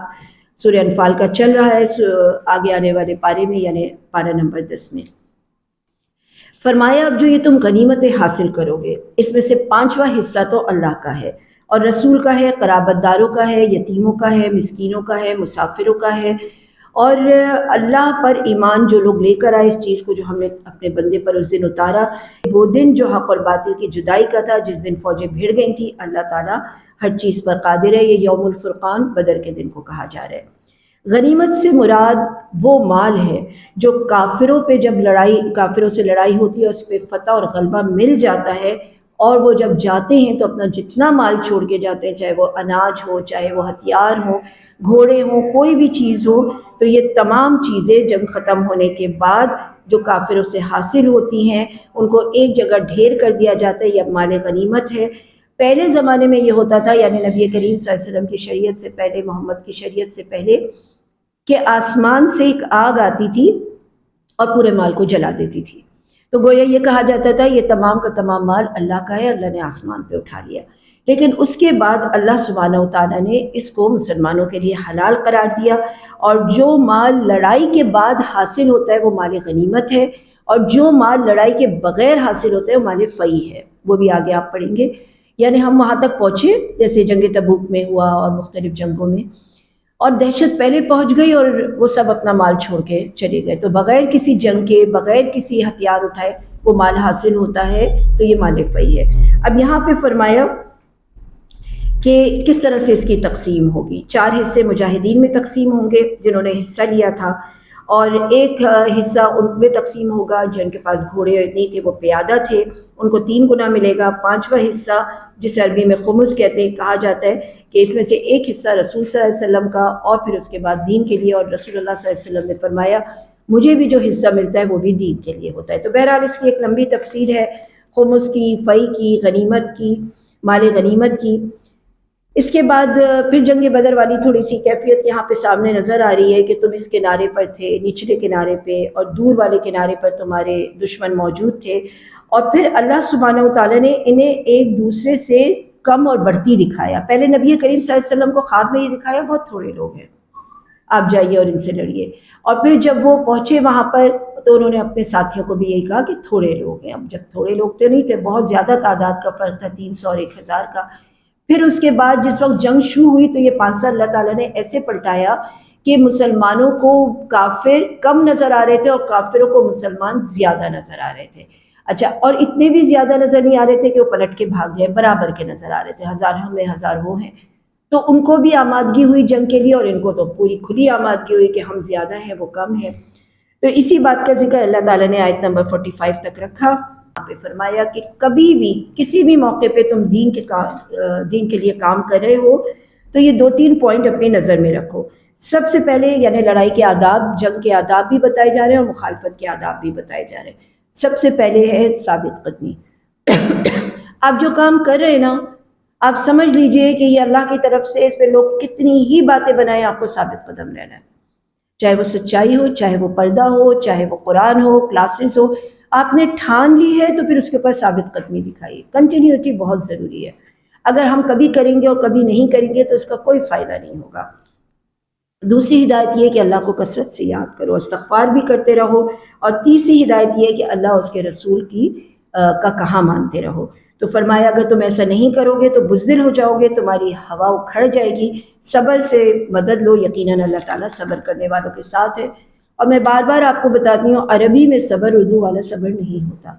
عربی میں صبر ہے جمے رہنا، کنسسٹنسی اختیار کرنا،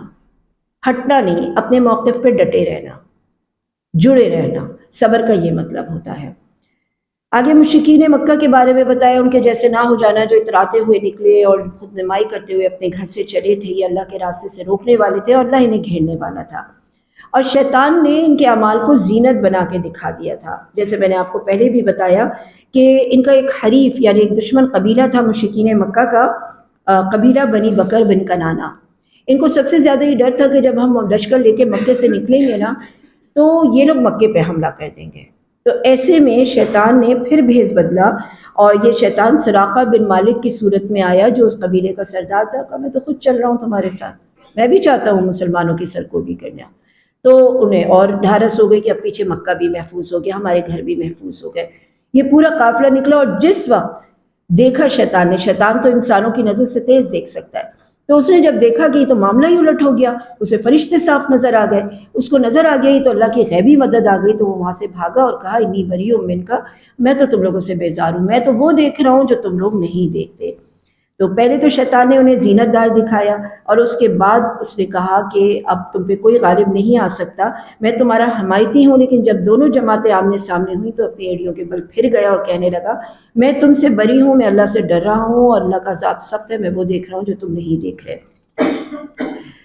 اچھا، کچھ منافق بھی تھے مسلمانوں میں جو یہ کہہ رہے تھے کہ دین نے انہیں دھوکے میں ڈال دیا، یعنی یہ زیادہ جذباتی ہو گئے۔ اللہ تعالیٰ فرماتا ہے کہ اللہ غلبے والا ہے، کاش تو دیکھتا جب فرشتے کافروں کی روح قبض کر رہے تھے، ان کے منہ اور سروں پر مار رہے تھے اور کہتے تھے تم جلنے کا عذاب چکھو۔ یہ بسبب ان کاموں کے جو انہوں نے اپنے ہاتھوں سے کیے، اور اللہ بندوں پہ ظلم کرنے والا نہیں ہے۔ مثل فرعونیوں کے، آگے فرعونیوں کا بھی ایک قصہ یہاں پہ بتا دیا کہ انہوں نے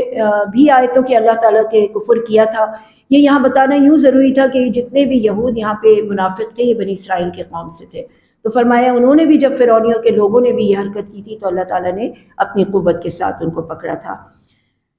اور یہ اس لیے کہ اللہ تعالیٰ ایسا نہیں ہے کہ کسی قوم پہ پہلے انعام فرمائے اور پھر اس کے بعد اس کو بدل دے جب تک کہ وہ قوم اس حالت میں کو بدلنا نہ چاہے۔ بڑی مشہور آیت ہے کہ اللہ سبحانہ و تعالیٰ اس قوم کی حالت نہیں بدلتا جب تک کہ کوئی قوم اپنی حالت خود نہ بدلے۔ اور واقعتاً ایسا ہی ہے، اگر آپ بدلنا چاہتے ہیں نا دنیا کو تو اپنے آپ کو بدلیے، اپنے محلے کو بدلیے، اپنے کاروبار میں بہتری پیدا کیجیے۔ جب آپ خود بہتری کی کوششیں کریں گے تو انشاءاللہ آپ کا ارد گرد بھی بدل جائے گا۔ اکثر کچھ لوگ ایسے ملتے ہیں جو شکایت کرتے ہیں کہ ان کے ارد گرد کے لوگ بڑے برے ہیں، رشتہ دار ہوں، دوستے ہوں، یا پڑوس ہوں، محلے والے ہوں، کچھ بھی ہوں۔ در حقیقت ہم کہتے ہیں نا آپ اچھے جگ اچھا، آپ خود پہلے پریکٹس کیجئے، ایسا ممکن نہیں ہوتا، یہ اللہ کی سنت نہیں ہے کہ اچھے لوگوں کو برے لوگوں سے بھرا دے اور برے لوگوں کو اچھے لوگوں سے بھرا دے۔ یہ لا آف اٹریکشن ہے، آپ اگر اچھے ہوں گے نا تو آپ کے ارد گرد بھی اچھے لوگ جمع ہوں گے، آپ اگر برے ہوں گے تو آپ کے ارد گرد بھی برے لوگ جمع ہوں گے۔ ہم یہ کہتے ہیں کہ فلاں کا دوست خراب تھا، نہیں، در حقیقت تم نے دوست اسی لیے بنایا تھا کہ تم بھی خراب تھے وہ بھی خراب تھا۔ جیسے چھوٹی سی مثال ہے کہ ایک بچہ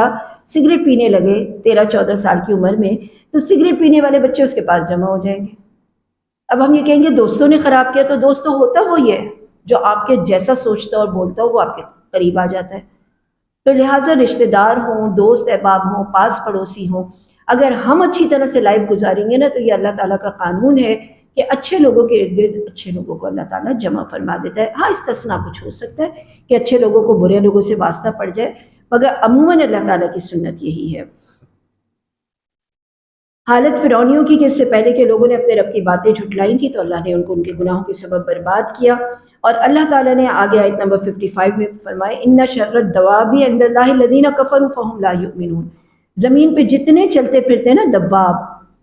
پاؤں سے چلنے پھرنے والے، ان میں بدترین خلائق وہ ہیں جو انسانوں میں سے ہیں جو کفر کرتے ہیں اور پھر وہ ایمان نہیں لے کر آتے۔ تو یہ بنو قریظہ اور بنو نذیر کے متعلق یہ آیات اتری تھی۔ ان سے عہد و پیمان لیا اور پھر اپنے عہد و پیمان کو ہر بار انہوں نے توڑ دیا، اور وہ بالکل بھی اس برائی سے اجتناب نہیں کرتے۔ جب لڑائی میں کبھی ان پہ غالب آ جائیں تو اللہ تعالیٰ فرماتا ہے کہ جب کبھی آپ لڑائی میں ان پہ غالب آ جائیں تو انہیں ایسی مار ماریے کہ ان کے پچھلے بھی بھاگ کھڑے ہو سکتا ہے کہ وہ عبرت حاصل کریں۔ جنگ کے میدان ہوں، امن کے میدان ہوں، جب آپ کسی کے ساتھ مقابلے پر ہیں، اچھائی ورسز برائی، تو اس شدت کے ساتھ اچھائی کی مار ماریے، اس شدت کے ساتھ اچھائی کیجیے کہ برائی دم دبا کے بھاگ جائے۔ اب یہاں پہ اللہ سبحانہ و تعالیٰ نے عہدوں کے بارے میں بتایا کہ اگر میرا اور آپ کا کوئی عہد ہے، آپ نے عہد توڑ دیا تو میرے اوپر بھی کوئی ذمہ داری نہیں ہے کہ میں اپنی عہد کو پورا کروں۔ تو وہ مشرکین مکہ، وہ منافقین جن کے عہد تھے آپ صلی اللہ علیہ وسلم سے، انہوں نے اگر توڑا تو آپ بھی توڑ دیجئے۔ کافر یہ خیال نہ کرے کہ وہ بھاگ نکلے ہیں، یقیناً وہ عاجز نہیں کر سکتے۔ اب آگے کی آیت میں اللہ تعالیٰ نے آیت نمبر 60 میں ایک اور حکم دیا، اور وہ حکم یہ ہے کہ جن سے لڑ رہے ہو نا ان کے برابری کے پلے پہ آ کے لڑو۔ اگر ان کے پاس گھوڑے ہیں تو تم بھی گھوڑے لے کر آؤ، مدد تو اللہ کی آئے گی، لیکن یہ بے وقوفی نہ کرنا کہ کچھ ہاتھ میں نہیں ہے اور لڑنے کے لیے چل دو۔ ہاں، اگر یہ جہاد عین اور جہاد کفایہ میں جو فرق ہے اس کے بارے میں بتا دوں۔ جہاد عین تو یہ ہے، یعنی فرض عین وہ جہاد ہوتا ہے کہ جس میں دشمن آپ پہ حملہ کر دے اور آپ کے ہاتھ میں ایک چھری بھی نہ ہو تو بھی آپ مقابلہ کریں گے۔ لیکن کفایہ جس میں آپ خود جاتے ہیں آگے جہاد کرنے کے لیے، اس میں آپ کی برابری کی تیاری ہونی چاہیے۔ اگر ان کے پاس ایٹم بم ہے تو آپ کے پاس بھی ہونا چاہیے، ان کے پاس توپ خانے ہیں تو آپ کے پاس بھی ہونے چاہیے۔ آپ خالی تلوار لے کے ان کے ایٹم بم سے لڑنے کے لیے نہیں جائیں گے۔ فرمایا گھوڑوں کو تیار رکھو دشمنوں کو خوفزدہ کرنے کے لیے، اس کے سوا اور چیزیں بھی جن کو تم جانتے ہو۔ اللہ تعالیٰ فرما رہے کہ تم جو کچھ بھی اللہ کی راہ میں خرچ کرو گے اللہ تعالیٰ تمہیں پورا بدلہ دے گا اور تمہارا حق نہ مارا جائے گا۔ اور اگر وہ صلح کی طرف جھکے، وہ آمادہ ہو جائیں کہ جنگ بندی کرنی چاہیے تو تم بھی آمادہ ہو جاؤ، اور اگر وہ تم سے دغا بازی کرنا چاہیں تو اللہ تمہیں کافی ہے اور وہ تمہیں اپنی مدد دے گا مومنوں سے تائید کی صورت میں اور فرشتوں کی صورت میں۔ پھر اللہ تعالیٰ نے فرمایا دیکھو مکے میں کیا حال تھا، آج جو تم سب ایک دوسرے کے ایک جان دو قالب بنے ہوئے ہو، تو مکے کی زندگی میں کیا حال تھا؟ تم ایک دوسرے کے خون کے پیاسے تھے۔ آپ کو پتہ ہے وہاں دشمنیاں کیسی چلتی تھیں، قبیلوں کے درمیان دشمنیاں کیسی چلتی تھیں۔ تو یہاں پہ یہ بات فرمائی کہ ایک لا الہ نے تم کو جوڑ دیا۔ ایسا اکثر دنیا میں بھی آپ دیکھتے ہیں کہ پاکستانیوں سے محبت پاکستان میں رہتے ہوئے نہیں محسوس ہوتی۔ آپ پاکستان سے باہر چلے جائیں نا تو آپ کو کوئی پاکستان نظر آئے گا، آپ کا بڑا دل لپکے گا اس کی طرف۔ اچھا، اسی طرح برادری ہے، آپ کو اگر کہیں اچانک ایسی جگہ پہ جہاں آپ نے خیال بھی نہ کیا ہو اور وہاں پتہ چلے یہ بھی اپنی کمیونٹی کے ہیں تو آپ کا اور دل لپکے گا۔ پھر اسی طرح سے اگر آپ کو کہیں دور سے پتہ چل جائے، اب آپ لوگ بیٹھے ہم اگر آپس میں بات چیت کریں نا تو ہمیں پتہ چل جائے گا ہم میں سے کون کس کے رشتہ دار ہیں، تو اور ایک دم سے لپک آ جاتی ہے، اچھا آپ ہمارے دادا کی فلاں کی، اچھا آپ ہماری فیملی کی اسی میں سے۔ تو گویا مکے میں رہتے ہوئے ان لوگوں کا حال یہ تھا کہ قبیلے کے طور پہ ایک دوسرے کے جان کے دشمن تھے، مگر لا الہ الا اللہ کہتے ہی یہ ایک دوسرے کے ساتھ اٹریکشن میں آ گئے۔ اب کہیں پر بھی کوئی کالا ہو، گورا ہو، چھوٹا ہو، چائنیز ہو، جیپنیز ہو، اگر وہ مسلمان ہے نا تو آپ کے دل میں اس کی طرف سے ایک اٹریکشن آئے گی کہ اچھا یہ بھی مسلمان ہے، اچھا یہ بھی یہ والی آیتیں تلاوت کریں، کیا بھی دورہ ترجمہ ہوتا ہے۔ اللہ تعالیٰ نے ایک الفت ڈالی ہے لا الہ الا اللہ کی، تو اسی کے بارے میں یہاں پہ فرمایا کہ تم اگر سارے کا سارا زمین کا سونا اور فدیہ خرچ کر دیتے، یہ الفت نہیں آ سکتی تھی جو لا الہ نے تمہارے دلوں میں ڈالی۔ تو اے نبی تجھے اللہ کافی، اور ان مومنوں کو بھی جو آپ کی پیروی کر رہے ہیں، اے نبی ایمان والوں کو جہاد کا شوق دلاؤ۔ اور آپ نبی کریم صلی اللہ علیہ وسلم ان کو ابھارا کرتے تھے اور بار بار یہ کہتے تھے کہ اللہ کے راستے میں نکلنا، اللہ کے راستے میں جان دینا، اللہ کے راستے میں توانائی خرچ کرنا کتنے بڑے اجر و ثواب کا کام ہے۔ فرمایا اگر تم میں سے کچھ لوگ صبر کرنے والے یعنی جمنے والے ہوں گے تو 200 پہ غالب رہیں گے، اور اگر 100 ہوں گے تو 1000 پہ غالب رہیں گے، اس واسطے کہ وہ جو دوسری طرف کے لوگ ہیں وہ بے سمجھ لوگ ہیں۔ اب اللہ تعالیٰ نے ایک ایک مومن کو 10 کافروں کے اوپر بھاری کر دیا۔ پہلے مسلمانوں کو لگا یہ زیادہ بڑا ریشیو ہو گیا کہ ایک آدمی 1000 کے اوپر کام کرے گا، تو بعد میں اللہ تعالیٰ نے اسے کم کر دی، بوجھ ہلکا کر دیا۔ تم میں ناتوانی ہے، اگر تم میں سے 100 صبر کرنے والے ہوں گے تو وہ 200 پہ بھاری ہو جائیں گے، یعنی ایک آدمی کو اب صرف 2 کافروں سے مقابلہ کرنا ہے۔ پہلے ایک آدمی کو 100 سے کرنا تھا، اب ایک آدمی کو 200 سے کرنا ہے۔ صحابہ کرام جو ہے وہ گھبرا گئے تھے، انہوں نے کہا مطلب 100 کے مقابلے میں 1، حالانکہ اللہ تعالیٰ تو اسے بھی پورا کر سکتا تھا، لیکن اللہ تعالیٰ نے فرمایا ٹھیک ہے ہم اس کو تمہارے اوپر کمی کر دیتے ہیں، اور تم میں اتنی قوت تو ضرور ہوگی کہ تم 1 کھڑے ہوگے تو 2 سے تو نمٹ لو گے۔ آگے ایک واقعے کی طرف اشارہ ہے کہ جس وقت یہ جنگیں ہونی شروع ہوئیں تو قیدی بھی آئے۔ اب جب قیدی آئے تو آپ کے پاس 2 راستے تھے، یا تو ان کو قتل کر دیں یا پھر ان کا فدیہ لے کر دشمنوں کو واپس دے دیں تاکہ کچھ پیسے بھی ہاتھ لگیں۔ تو جس وقت مشورہ کیا تو حضرت عمر رضی اللہ تعالیٰ نے مشورہ یہ دیا کہ کفر کی شان و شوکت اور قوت توڑنے کے لیے ان کو قتل کر دیا جائے۔ لیکن حضرت ابوبکر صدیق کا یہ دل تھا، وہ ذرا نرم تھے، انہوں نے کہا کہ نہیں، ہمیں پیسوں کی بھی ضرورت ہے، آپ ان کو چھوڑ کے ان سے بڑا فدیہ لے لیجیے ان کی قوم سے۔ اور نبی کریم صلی اللہ علیہ وسلم کا رجحان بھی حضرت ابوبکر کی طرف ہوا، لیکن اللہ تعالیٰ نے آیتیں نازل فرما دی، اور اس کے اندر اہمیت کس بات کی تھی؟ جب تک کفر کا زور نہ ٹوٹ جائے تم ان کے آدمی نے واپس نہ کرو، قتل کر دو، ان کو مار ڈالو، کیونکہ یہ جا کے پھر جتھا بندی کریں گے اور پھر آئیں گے پلٹ کے۔ اتنے بڑے طاقتور ہوتے تھے، یقیناً کافروں کو بے چینی سے انتظار ہوتا تھا کہ ہمارے سردار واپس آئیں اور ہم دوبارہ سے یہ کام کریں۔ اللہ تبارک و تعالیٰ نے فرمایا جو حلال اور پاکیزہ غنیمت تم نے حاصل کی ہے اس میں سے کھاؤ پیو، ان قیدیوں کا فدیہ نہ لو، اور جو تمہارے ہاتھ تلے کے قیدی ہیں ان سے یہ کہہ دو کہ پہلے ہم تمہارے دل میں نیک نیتی دیکھیں گے۔ حضرت عباس انہی قیدیوں میں شامل تھے کہ جن کو تھوڑے عرصے اپنے پاس رکھا اور ان کو سمجھایا اسلام یہ وہ تو اسلام لے کر آ گئے۔ تو فرمایا ان قیدیوں کو کچھ عرصے اپنے پاس رکھو، اور اگر اللہ تعالیٰ نے فرمایا کہ اگر تم ان میں کچھ نیک نیتی دیکھو تو ان سے یہ کہہ دو کہ اگر تم ایمان لے آئے تو اللہ تمہیں اس سے بھی بڑھ چڑھ کے دے گا، اور جس طرح حضرت عباس ایمان لے کر آئے اور اس کے بعد وہ بہت ساری جنگوں میں گئے اور بہت غنیمتوں سے نوازے گئے۔ اور اگر وہ تجھ سے خیانت کا خیال کریں تو یہ اللہ سے پہلے ہی خیانت کر چکے ہیں اور اللہ نے انہیں گرفتار کروایا، اللہ حکمت اور علم والا ہے۔ اس کے بعد پھر بہت اہم آیت، وہ لوگ جو ایمان لائے اور ہجرت کی، اپنے مالوں اور جانوں سے اللہ کے راستے میں جہاد کیا، اور جن لوگوں نے ان کو پناہ دی اور مدد کی، یعنی انصار بھی ہیں، مہاجرین بھی ہیں، ہجرت کرنے والے بھی ہیں، جہاد کرنے والے بھی ہیں، اور ان کے ساتھ کچھ لوگ ایسے ہوتے ہیں جو نہ ہجرت کر سکتے ہیں نہ جہاد کر سکتے ہیں مگر وہ ان کی مدد کرتے ہیں، سب آپس میں ایک دوسرے کے رفیق ہیں۔ یہ ایمان تو لائے ہیں لیکن ہجرت نہیں کی، اور وہ لوگ جو ایمان لائے مگر ہجرت نہیں کی تمہاری ان سے کوئی رفاقت نہیں ہے۔ جو زمین سے چپکے رہے، جنہوں نے اپنے مال و متاع کو اہم جانا، کیونکہ اس زمانے میں ہجرت لازمی تھی، تو فرمایا جنہوں نے ہجرت نہیں کی، ہاں وہ جو تم سے دین کے بارے میں مدد کریں طلب کریں تو ان کو مدد کر دو، سوائے ان لوگوں کے کہ تم میں اور ان میں عہد و پیمان ہے۔ اب جو لوگ مکے میں رہ گئے تھے اور وہ ہجرت نہیں کر پا رہے تھے تو اللہ تعالیٰ نے یہاں پہ فرمایا کہ یہ تمہارے رفیق اور دوست تو نہیں ہیں، سوائے اس کے کہ وہ بہت مجبور ہے۔ ہاں جب وہ بہت مجبور ہیں، وہ تم سے مدد طلب کریں تو تم ان کی مدد کر دو، لیکن اگر ان کے قبیلوں والوں سے، سردار سے تمہارا کوئی پیکٹ ہے، عہد و پیمان ہے کہ تم ان کی مدد نہیں کرو گے یا ان کا فدیہ نہیں دو گے تو تم ابھی خاموش رہو، اللہ تعالیٰ ان کے لیے کوئی اور سبیل پیدا کرے گا۔ جس طرح کافر ایک دوسرے کے رفیق ہیں، اگر تم نے ایسا نہ کیا تو ملک میں فتنہ اور زبردست فساد ہوگا۔ اور جو لوگ ایمان لائے اور ہجرت کی اور اللہ کے راستے میں جہاد کیا اور جنہوں نے پناہ دی اور مدد پہنچائی، یہ تمام سچے مومن ہیں۔ اور جو لوگ اس کے بعد ایمان لائے اور ہجرت کی اور تمہارے ساتھ پھر بعد میں مل کر جہاد کیا، یہ لوگ بھی تم میں سے ہیں، یہ تمہارے رشتے ناطے کے لوگ ہیں۔ بعض کو بعض کے اوپر اللہ تعالیٰ نے زیادہ فضیلت دی ہے، اللہ کے حکم میں بے شک اللہ تعالیٰ ہر چیز کا جاننے والا ہے۔ یہاں پہ آ کے سورہ انفال تو ختم ہوتی ہے لیکن سورہ توبہ شروع ہوتی ہے جو کہ انفال کا ہی ضمیمہ ہے۔ اس کے بیچ میں ہم جانتے ہیں کیونکہ اللہ کا غصہ بہت ہے اور جنگوں کے بارے میں بات آ رہی ہے تو اس میں ہم بسم اللہ نہیں پڑھتے، لیکن اس میں یہ بات جان رکھیے کہ اگر آپ تلاوت کا آغاز کر چکے ہیں جیسے سورہ انفال سے اور یہ بیچ میں آ رہی ہے تو بغیر بسم اللہ کے آپ پڑھ لیجئے،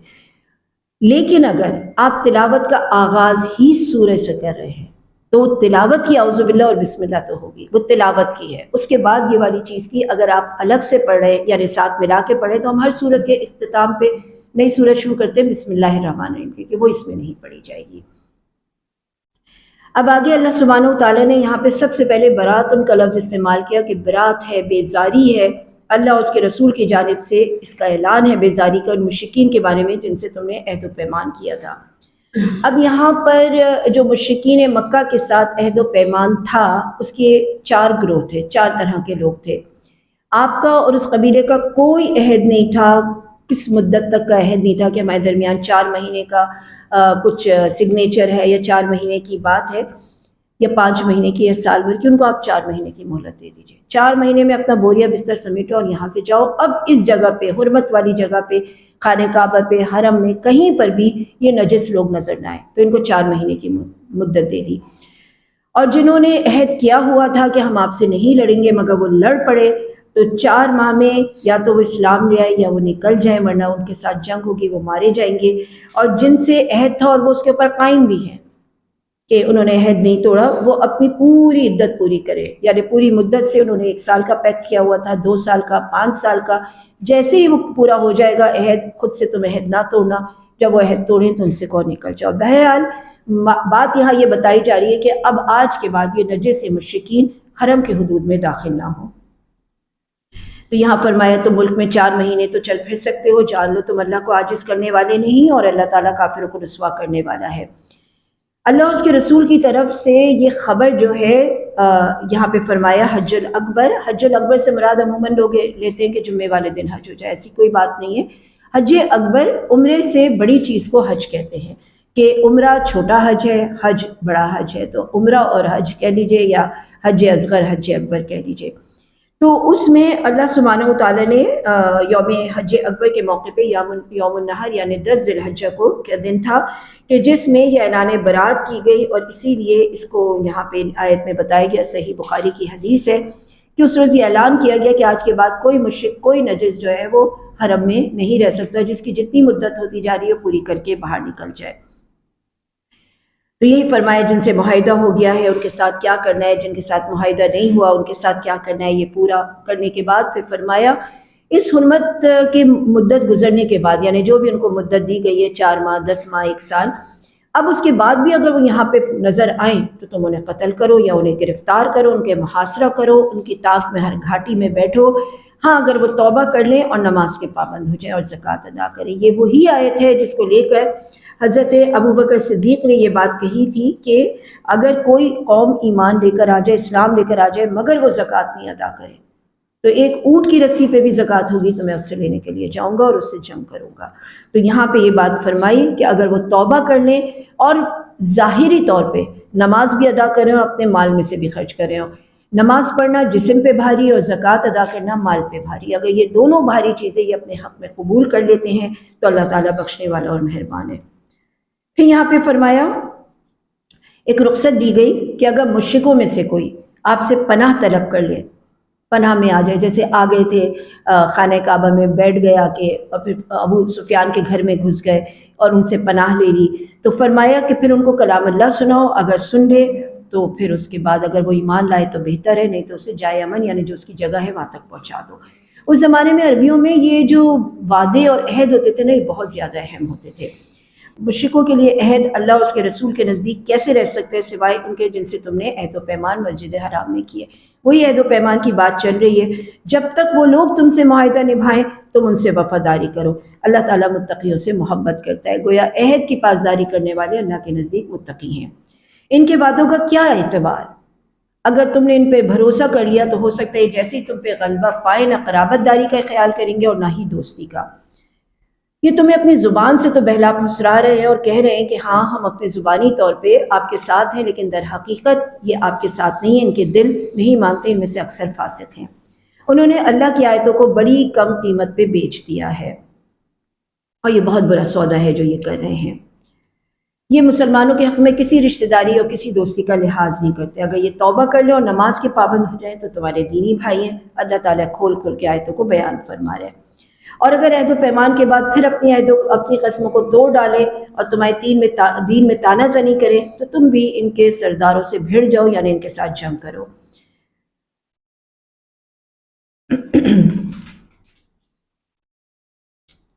اس کے بعد آیت نمبر 16 بھی دیکھتے ہیں ہم۔ ام حسبتم ان تترکوا ولما یعلم اللہ الذین جاہدوا منکم ولم یتخذوا من دون اللہ ولا رسولہ ولا المؤمنین ولیجا واللہ خبیر بما تعملون۔ کیا تم سمجھے بیٹھے ہو کہ تم یوں ہی چھوڑ دیے جاؤ گے، تمہیں آزمایا نہ جائے گا؟ حالانکہ اب تک اللہ تعالیٰ نے تم کو علیحدہ نہیں کیا، یعنی تمہیں آزمایا نہیں ہے۔ یہ اللہ تعالیٰ کی ایک سنت ہے کہ وہ آزمائش ڈالتا ہے اور دیکھتا ہے کہ تم میں سے کون کھرے ہیں اور کون جھوٹے ہیں۔ لائق نہیں ہے مشرک اللہ تعالیٰ کی مسجدوں کو آباد کرے۔ یہ بھی بہت اہم نکتہ ہے کہ خانہ کعبہ ہو یا کوئی عام مسجد ہو، اس کے متولی ہمیشہ متقی اور پرہیزگار ہونے چاہیے۔ یہ جو نسل در نسل چلے آتا ہے اس کے بجائے، یا پھر اس سے عمارتیں بھی مراد ہے کہ عمارتوں میں بھی آنے والے وہ لوگ ہوں جو اس کے اہل ہوں، یعنی متقی اور پرہیزگار ہوں۔ اللہ کی مسجدوں کی رونق اور آبادی ان کے حصے میں ہے جو قیامت پہ اور اللہ پہ یقین رکھتے ہیں۔ اس کے بعد ایک اور کانسیپٹ دیا گیا، حاجیوں کو پانی پلانا۔ ہمارے ہاں بھی کچھ اسی طرح کی باتیں ہیں کہ در حقیقت ہمارے یہاں کچھ چیزیں ایسی ہیں جس کو بہت ویٹ دیا جاتا ہے، جیسے مثال کے طور پہ نیکی کے کچھ اعمال، سبیلے لگا دینی، کھانے کھلا دینے، حاجیوں کو پانی پلانا، مسجدوں کی رکھوالی، مسجدوں کے نگرانی کرنا۔ لیکن اللہ سبحانہ و تعالیٰ یہاں پہ فرماتا ہے ایمان لانے والے، ہجرت کرنے والے، جہاد کرنے والے، اللہ کے راستے میں اپنے مال اور جان سے جہاد کرنے والے، یہ زیادہ مرتبے والے لوگ ہیں۔ یہ تو بڑے ایزی گیم ہے نا سارے، کہیں متولی بن کے بیٹھ گئے، کہیں کا نظام چلا لیا، لیکن جہاد اپنے نفسوں کی قربانی دینا، اپنی جانوں کی قربانی دینا اور ہجرت کرنا، اپنے گھر بار چھوڑنا، یہ اللہ کے نزدیک زیادہ بڑی چیز ہے۔ اللہ تعالیٰ ان لوگوں کو اپنی خوشخبری دیتا ہے رحمت کی اور رضامندی کی اور ہمیشہ کی نعمتوں کی، ہمیشہ رہیں گے وہاں پہ۔ آگے ایک اور بہت ہی لرزہ خیز آیت ہے کہ اے ایمان والو، آیت نمبر 23، اپنے باپوں کو، اپنے بھائیوں کو دوست نہ بناؤ اگر کفر ان کو زیادہ عزیز ہو۔ یعنی یہ بات تو اب رشتہ داریوں تک آ گئی کہ رشتہ داری کے اندر بھی اگر آپ یہ دیکھ رہے ہیں کہ ان کو کفر زیادہ عزیز ہے ایمان کے بدلے، تو اللہ تعالیٰ فرما رہے ہیں پھر ان سے دلی محبت نہ رکھو ورنہ تم ظالم اور گناہ گار ہوگے۔ پھر فرمایا قل ان کان آباؤکم وابناؤکم واخوانکم وازواجکم وعشیرتکم واموال اقترفتموها وتجارة تخشون کسادها ومساکن ترضونها احب الیکم من اللہ ورسولہ وجہاد فی سبیلہ فتربصوا حتی یأتی اللہ بامرہ واللہ لا یہدی القوم الفاسقین۔ اگر تمہارے باپ، تمہارے بیٹے، تمہارے بھائی، تمہاری بیویاں، تمہارے کنبے قبیلے، تمہارے کمائے ہوئے مال اور تمہاری تجارتیں جس کی کمی کا تمہیں اندیشہ ہو، اور تمہاری حویلیاں، گھر جنہیں تم بہت پسند رکھتے ہو، اگر اللہ اور اس کے رسول کے راستے میں جہاد سے زیادہ عزیز ہیں تو تم انتظار کرو کہ اللہ تعالیٰ کب تمہارے اوپر عذاب لے کر آتا ہے۔ یعنی یہ تمام چیزیں مرغوبات نفس ہیں، مگر اگر یہ مرغوبات نفس ہم کو اللہ اور اس کے راستے کے کاموں سے روک دے تو یہ پھر اللہ تعالیٰ کے لیے کے نزدیک بہت گناہ اور بہت ہی عذاب کی بات ہے۔ ہم اپنے گھروں میں، اپنے بچوں میں، اپنے خاندانوں کی تقریبوں میں اتنے لگے ہوئے ہوتے ہیں کہ ہمیں یہ خیال ہی نہیں ہوتا کہ ہمیں اللہ کے دین کو بھی کچھ وقت دینا ہے، کوئی ٹائم نکالنا ہے اپنے لیے، اپنے آپ کو سنوارنے کے لیے اور اپنے ارد گرد کے لوگوں کو دینے کے لیے۔ اللہ نے بہت سے میدانوں میں تمہیں فتح دیا، اور حنین کی لڑائی کے وقت بھی جب تمہیں اپنی کثرت پہ ناز ہو گیا تھا۔ اب حنین کے لیے جب نکلے تھے تو ماشاءاللہ لشکر تھا کوئی، اس وقت ان لوگوں کو یہ احساس ہوا کہ پہلے تو ہمیں فتح نہیں ہوئی تھی بوجہ اس کے کہ ہم ذرا کثرت میں کم تھے، لیکن اب جو ہے اللہ تعالیٰ نے ہمیں اتنی طاقت دے دی ہے کہ ہم یقیناً ان کے اوپر غالب آ جائیں گے۔ اللہ تعالیٰ فرماتا ہے کہ اللہ تعالیٰ کثرت کی وجہ سے نہیں، یعنی کوانٹٹی کی وجہ سے نہیں، کوالٹی کی وجہ سے تمہیں دیتا ہے۔ ورنہ ایک وقت تھا کہ 300 بھی تو 1000 پہ غالب آ گئے تھے نا، لیکن اس وقت تمہیں گھمنڈ نہیں تھا، بلکہ تمہیں اللہ کا تقویٰ تھا اور تم اللہ تعالیٰ سے دعائیں کر رہے تھے۔ تو فرمایا اب آخر میں دوبارہ اسی بات کا ذکر ہے کہ ایمان والو، مشرک بالکل ناپاک ہیں، اس سال کے بعد وہ مسجد حرام میں نہ آئیں۔ اگر تمہیں مفلسی کا خوف ہے تو اللہ تعالیٰ تمہیں ضرور ان سے بے پرواہ کرے گا۔ ظاہر انہیں یہ ڈر تھا کہ اگر یہ لوگ نہیں آئیں گے حج کرنے اور یہ لوگ کے کاروبار یہاں نہیں ہوں گے تو ہمارا کیا حال ہوگا، یہ لوگ امیر ہے، ہم مفلس ہیں۔ اور پھر اس کے بعد ہوا یہ کہ اللہ تعالیٰ نے ایسا آباد کیا اس خانہ کعبہ کو کہ اب آپ دیکھیے کہ وہاں ہر چیز کی فراوانی ہے اور لوگوں کے آرجار کی کوئی اتھا نہیں ہے کہ اتنے لوگ وہاں پہ آتے ہیں اور وہاں پہ کسی بھی قسم کے پھل، مویشی، کسی چیز کی کوئی کمی نہیں ہے۔ تو فرمایا ان لوگوں سے لڑو جو اللہ پر اور قیامت کے دن پر ایمان نہیں لاتے اور اللہ اور رسول کی حرام کردہ شے کو حرام نہیں جانتے، نہ دین حق کو قبول کرتے ہیں، نہ کتاب کو مانتے ہیں۔ یہود کہتے ہیں عزیر اللہ کا بیٹا ہے، نصرانی کہتے ہیں مسیح اللہ کا بیٹا ہے۔ یہ قول ان کے منہ کی بات ہے۔ ان لوگوں نے اللہ کو چھوڑ کے عالموں اور درویشوں کو اپنا رب بنا لیا۔ اب اس کے بارے میں بھی حضرت عدی بن حاتم جو تھے، ان سے جب اللہ کے رسول نے انہوں نے جب یہ آیت پڑھی تو کہا ہم نے تو نہیں بنایا اپنے پیشواؤں کو اپنا رب۔ تو اللہ کے رسول صلی اللہ علیہ وسلم نے فرمایا کیوں، کیا ایسا نہیں ہے کہ جس چیز کو انہوں نے منع کیا تم لوگ اس سے رک گئے، اور جس چیز کو انہوں نے کہا کہ کرو تو تم نے کیا؟ تو انہوں نے کہا کہ ہاں ایسا ہے۔ تو ان کا رب اور کون ہوتا ہے؟ وہی جو حکم دے تو تم مان لو اور جس چیز سے روکے تو تم رک جاؤ۔ وہ چاہتے ہیں کہ اللہ کے نور کو اپنے منہ سے بجھا دیں اور اللہ سے انکاری کریں، مگر اسی بات پہ کہ اللہ تعالیٰ اپنا نور پورا کر کے رہے گا، چاہے کافروں کو کتنا ہی ناگوار ہو۔ یہاں پر اللہ کے نور سے مراد ہے اسلام کا نور۔ اللہ سبحانہ و تعالیٰ کا جو یہ اسلام ہے، اس کا بھیجا ہوا دین ہے، یہ پوری دنیا میں غالب آ کے رہے گا، چاہے مشرکوں اور منافقوں کو کتنا ہی ناگوار ہو۔ اس نے اپنے رسول کو ہدایت اور سچے دین کے ساتھ بھیجا ہے تاکہ وہ تمام مذہبوں پہ غالب کر دے۔ هو الذی ارسل رسولہ بالہدی ودین الحق لیظہرہ علی الدین کلہ تمام ادیان پہ، تمام طریقوں پہ غالب کر دے، چاہے مشرکوں کو کتنا ہی ناگوار ہو۔ یہاں ہمارا 10ویں پارے کا نصف ہو گیا اور ہم اس کو یہیں تک رکھتے ہیں۔ انشاءاللہ ہمارا ایک پارہ مکمل ہو گیا، ہم نے وہاں کے نصف سے شروع کیا تھا اور یہاں کے نصف تک ختم کیا ہے۔ اب انشاءاللہ کل ہم سورہ توبہ کا بقیہ حصہ اور آگے کی صورت کو لیں گے۔ وآخر دعوانا الحمدللہ رب العالمین۔